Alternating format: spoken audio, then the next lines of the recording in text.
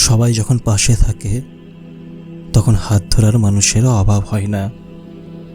চারপাশের আলো যখন নিভে যায় ঠিক তখনই বোঝা যায় আসলে এই পৃথিবীতে আপন বলতে কেউ নেই। আচ্ছা, কখনো কি এমন হয়েছে মাঝরাতে হঠাৎ বুকটা কেমন যেন ফাঁকা লেগেছে? চারপাশটা এত চেনা তবু নিজেকে বড্ড অচেনা মনে হয়েছে। আমরা ভাবি আমরা একা, কিন্তু সত্যিটা কি জানেন? এই একাকিত্ব কোনো শাস্তি নয়, এটা আসলে একটা ডাক, একটা তীব্র ইশারা। আজ এমন একটা সত্য আপনাকে জানাবো যা শোনার পর হয়তো আপনার চোখের জল আর বাঁধ মানবে না, কিন্তু আপনার ভাঙা মনটা এক অদ্ভুত শান্তি খুঁজে পাবে। একটু সময় নিয়ে শেষ পর্যন্ত শুনুন, হয়তো আজই আপনার জীবনের সবচেয়ে বড় ভুলটা ভেঙে যাবে। তুমি তো সবার জন্যই উজাড় করে দিলে, যখনই যার প্রয়োজন হয়েছে নিজের সুখ শান্তি বিসর্জন দিয়ে তার পাশে গিয়ে দাঁড়িয়েছ।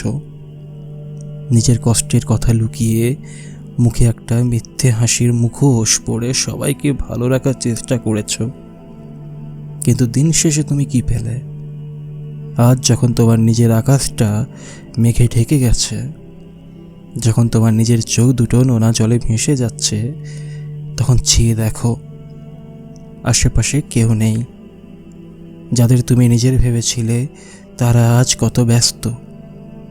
তোমার এক ফোঁটা চোখের জলের মূল্য দেওয়ার মতো সময় আজ কারো নেই।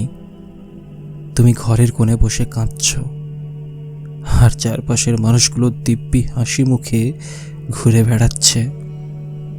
কেউ এসে জিজ্ঞাসা করছে না তুমি কেমন আছো। বুকের ভেতরটা কেমন যেন ভেঙে চুরমার হয়ে যাচ্ছে। একটা তীব্র যন্ত্রণা এখানে চাবুকের মতো আঘাত করছে। নিজেকে বড্ড সস্তা মনে হচ্ছে। মনে হচ্ছে এই বিশাল পৃথিবীতে তুমি একদম একা, বড্ড অসহায়। যখন চারপাশের সব দরজা বন্ধ হয়ে যায় তখন একটা দরজায় শুধু খোলা থাকে। তুমি যখন একা ঘরে ডুকরে কেঁদে ওঠো, যখন তোমার বালিশটা চোখের জলে ভিজে ভারী হয়ে যায়, তখন কেউ না দেখলেও তিনি কিন্তু দেখেন। হ্যাঁ, তিনি দেখছেন, যিনি তোমাকে সৃষ্টি করেছেন, যিনি তোমার এই ভাঙা হৃদয়ের প্রতিটা টুকরোর খবর রাখেন। মানুষ তোমার মুখের হাসি দেখে ভাবতে থাকে যে তুমি কত সুখে আছো, আর তোমার রব তোমার চোখের এক ফোঁটা জল দেখে বোঝেন তুমি কতটা কষ্টে আছো। তুমি তো মানুষের কাছে গিয়ে হাত পেতেছিলে, মানুষের কাছে নিজের দুঃখের কথা বলে একটু সহানুভূতি চেয়েছিলে, কিন্তু মানুষ তোমাকে কি দিল? শুধু অবহেলা আর উপহাস। অথচ তুমি যদি জায়নামাজটা বিছিয়ে সিজদায় গিয়ে শুধু একবার বলতে পারতে, আল্লাহ গো, আমি ভীষণ একা, আমার কেউ নেই আল্লাহ, আমি আর নিতে পারছি না। বিশ্বাস করো, তোমার এই ভাঙা গলার আর্তনাদ আর চোখের জল মাটিতে পড়ার আগেই আরও সে আজিমে পৌঁছে যেত। সিজদার ওই জায়গাটা পৃথিবীর সবচেয়ে নিরাপদ আশ্রয়, যেখানে কাঁদলে কেউ দুর্বল বলে হাসাহাসি করে না। তুমি যাকে কষ্ট ভাবছ, যাকে একাকিত্ব ভেবে বুক চাপড়ে কাঁদছ, সেটা আসলে আল্লাহর এক অদ্ভুত ভালোবাসা। তিনি কেন তোমার চারপাশের মানুষগুলোকে দূরে সরিয়ে দিয়েছেন জানো? কারণ তিনি হিংসা করেন। হ্যাঁ, আল্লাহ তার বান্দার ভালোবাসা অন্য কারোর সাথে ভাগ করতে চান না। তিনি দেখেছেন তুমি ওই মানুষগুলোর পেছনে ছুটে ছুটে নিজেকে বিলিয়ে দিচ্ছিলে। তিনি দেখেছেন তুমি যাদের আপন ভেবেছিলে তারা তোমাকে বারবার আঘাত করছিল। তাই আল্লাহ চাননি তার প্রিয় বান্দা এইভাবে বারবার ভাঙুক। তিনি সবাইকে তোমার জীবন থেকে দূরে সরিয়ে দিলেন, যাতে তুমি চারপাশ থেকে মুখ ফিরিয়ে একমাত্র তার দিকে তাকাও। তিনি তোমাকে একাকিত্বের এই চাদরে জড়িয়ে ফিসফিস করে বলছেন, বান্দা, অনেক তো হলো মানুষের পেছনে ছোটা, এবার আমার কাছে ফিরে আয়। দেখ, আমি ছাড়া আর কেউ নেই তোর। কতটা ভালোবাসলে একটা সত্তা মানুষকে এভাবে আগলে নেয়। অথচ আমরা নির্বোধের মতো এই মানুষের জন্যই কেঁদে বুক ভাসাচ্ছি, যে মানুষটা আমাদের কান্নার কারণ। তোমার কি মনে হয় তোমার এই কান্নাগুলো বৃথা যাচ্ছে? তোমার এই বিনিদ্র রাতগুলো, বুকের ভেতরের এই চিনচিনে ব্যথাটা কেউ দেখছে না? ভুল, বড্ড ভুল ভাবছ তুমি। পবিত্র কোরআনে তিনি নিজেই তো বলে দিয়েছেন, নিশ্চয়ই কষ্টের সাথেই স্বস্তি রয়েছে। তোমার মনটা আজ ভেঙে গেছে তো কি হয়েছে? মনে রাখবে, ভাঙা জিনিস দিয়েই আল্লাহ তার কুদরত দেখান। ভাঙা মেঘ থেকেই যেমন বৃষ্টি নামে, ভাঙা মাটি কেটেই যেমন ফসল ফলে, ঠিক তেমনি একটা ভেঙে যাওয়ার হৃদয় থেকেই আল্লাহর প্রতি সবচেয়ে খাঁটি ভালোবাসাটা তৈরি হয়। আজ যারা তোমাকে একা করে দিয়ে চলে গেছে, তাদের ওপর কোনো ক্ষোভ রেখো না, বরং আল্লাহর দরবারে শুকরিয়া জানাও। কারণ তারা চলে গেছে বলেই আজ তুমি বুঝতে পেরেছ, এই নশ্বর পৃথিবীতে চিরন্তন সত্য কেবল একজনেই, তিনি আল্লাহ। তুমি তো ক্লান্ত, তাই না?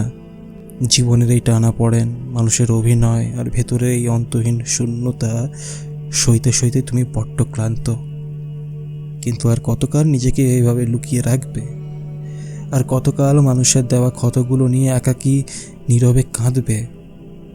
এবার চোখ দুটো মুছো, নিজের মনটাকে শান্ত করো। এখনো সময় শেষ হয়ে যায়নি। একবার ভাবো তো, জীবনের এতটা পথ তুমি কার পেছনে দৌড়ে পার করলে? যাদের খুশি করার জন্য তুমি নিজের রাতগুলোর ঘুম হারাম করলে, আজ তারা তোমাকে কোন অবস্থানে এনে দাঁড় করিয়েছে? তুমি তাদের অবহেলা সহ্য করেছ, তাদের দেওয়া বিষাক্ত কথাগুলো নীরবে গিলছ, শুধু এই আশায় যদি কোনো দিন তারা তোমাকে একটু বোঝে। কিন্তু আফসোস, তারা বোঝেনি, তারা কোনো দিন বুঝবেও না। অথচ তোমার রব, যিনি তোমাকে মায়ের চেয়েও 70 গুণ বেশি ভালোবাসেন, তিনি প্রতিদিন শেষ রাতে পৃথিবীর আকাশে নেমে আসেন। তিনি হাত বাড়িয়ে ডাকেন, আছো কি কেউ যে আমার কাছে ক্ষমা চাইবে? আছো কি কেউ যার মনের কষ্ট আমি দূর করে দেব? কিন্তু আমরা তখন কি করি? আমরা তখন কোনো এক স্বার্থপর মানুষের দেওয়া আঘাতের কথা মনে করে বালিশ ভিজিয়ে কাঁদি। আমরা আল্লাহর দেওয়া অফুরন্ত ভালোবাসার ডাকটা শুনতে পাই না। আমরা মানুষের দরজায় গিয়ে ভিখারির মতো একটু ভালোবাসা খুঁজি, আর যিনি ভালোবাসার মহাসমুদ্র, তার দরজাটা আমরা বন্ধ করে রাখি।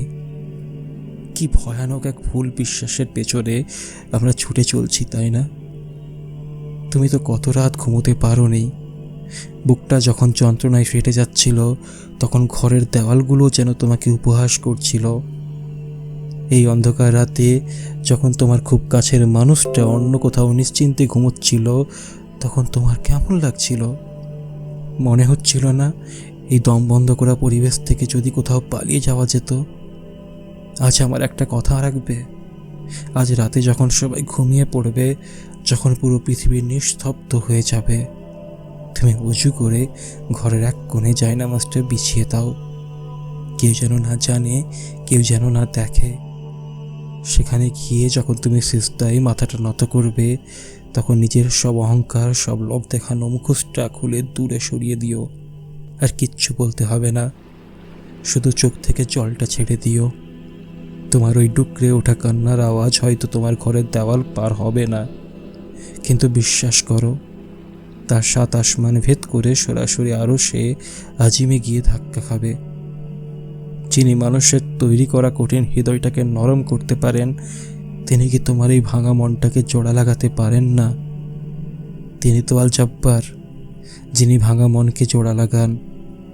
তিনি তো আল গফুর, যিনি সব অপরাধ ভুলে বুকে টেনে নেন। মানুষের কাছে কাঁদলে মানুষ তোমাকে দুর্বল ভাবে, পরে সেই দুর্বলতা নিয়ে খোঁটা দেয়। কিন্তু আল্লাহর কাছে কাঁদলে তিনি তোমাকে আরও বেশি শক্তিশালী করে দেন, তোমার সম্মান বাড়িয়ে দেন। আজ থেকে এই একাকিত্বকে আর ভয় পেও না, এটাকে অভিশাপ মনে করো না।